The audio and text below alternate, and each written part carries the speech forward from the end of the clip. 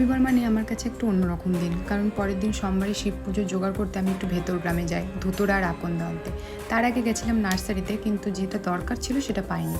তো যাওয়ার পথে সবার আগে পেয়েছি ধুতুরার ফল, আর তারপরে গিয়ে দেখি বাবা এত ধুতুরার ফুল ফুটে আছে যেন মনে হচ্ছে বন, ধুতুরার গাছ না বন। তো এখান থেকে একটা টুক করে নিয়ে নিয়েছি। এখানে কেউ কিছু বলে না, গ্রামের মানুষজন যেমন হয় সরল সাদাসিধে ভালো।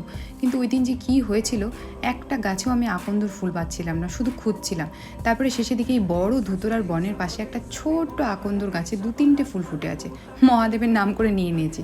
আরে বাবা, মহাদেব জোগাড় করে দেয়, আমাদের নিজে কিছু নিতে হয় না। তারপরে দেখি রাস্তায় কত সেগুনেসিয়ামের গাছ পড়ে আছে, আর এগুলো নার্সারিতে কত টাকা দিয়ে কিনতে হয়। তারপরে সুন্দর ভিউটা এনজয় করতে করতে চলে গেলাম বাজারে।